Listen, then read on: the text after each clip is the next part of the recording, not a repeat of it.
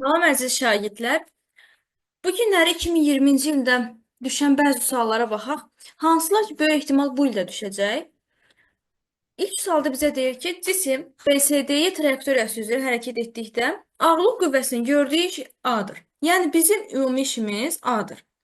BS hissəsində ağırlıq qüvvəsinin gördüyü iş nəyə bərabərdir? Burada biz baxırıq BS, CD və DY istiqamətinə hərəkətlərə. CD-ni nəzərə almırıq. Nəyə görə? Çünki üfüqi istiqamətdə hərəkətin gördüyü iş sıfırdır axı bilirik bunu. Yəni həmin CD-də A sıfırdır. Yəni bu hissədə görülən işi nəzərə almırıq. O zaman bizdə qalır BS hissəsindəki el və DY hissəsindəki 2L.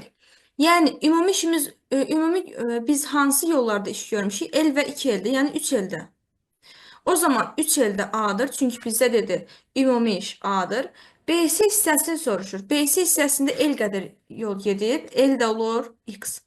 X bərabərdir. Tənasüblə həll etsək, el vurulsun A, bölünsün 3L. Burada ellər ixtisar gedir, qalır A bölünsün 3. B variantı. Baxaq növbəti suala. Deyir toplayıcı linza üzərinə düşən işıq şüası linzadan sındıqdan sonra hansı nöqtədən keçər?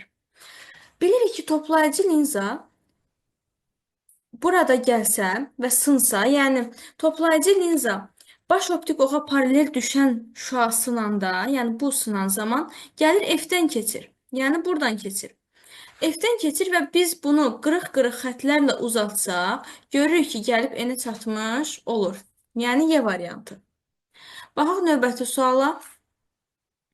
Bizə deyir termiç sorunun temperaturunu azaldanda ampermetrin və voltmetrin göstəriciləri necə dəyişir? Yəni I ilə U necə dəyişir? Bizdən bunu soruşur. Temperaturu deyir azaltdıqda, yəni T azaldı. Bilirik ki, temperatur azalırsa, müqavimət nə edir? Artır təbii ki. Müqavimət artırsa cəryan şiddəti azalır.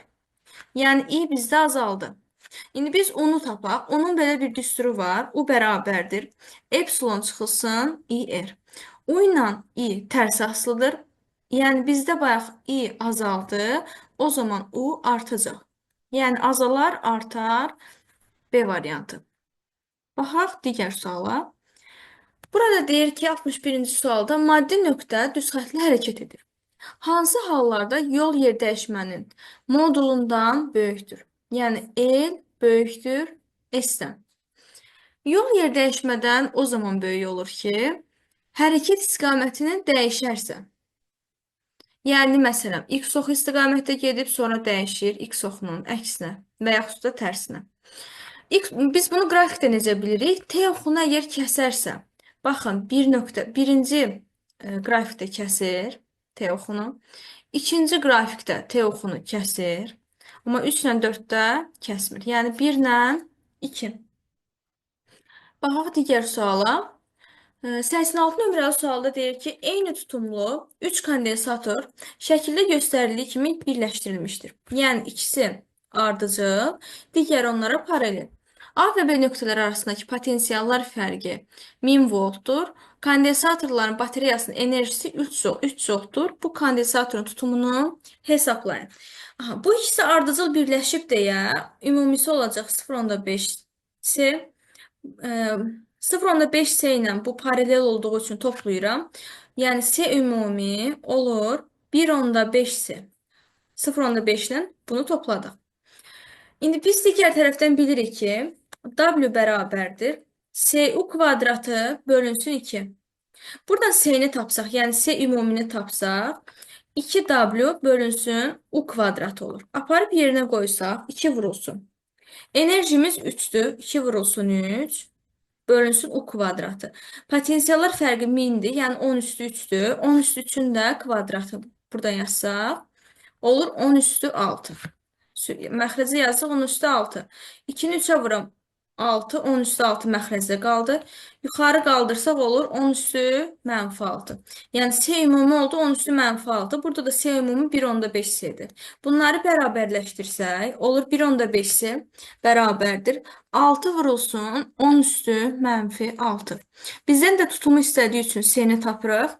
Olur 6 vurulsun 10 üstü mənfi 6 bölünsün 1,5. 6-nı 1/5-ə böləndə eləyir 4 vurulsun 10 üstü -6. Bizdən də cavabda deyir ki, mikrofaradla tapın. Onda elə 10 üstü -6 gedir, qalır cavab 4 mikrofarad. Bu sonuncu sual idi. Bundan sonraki videoda 2018-ci ildə düşən bəzi suallara baxacağıq.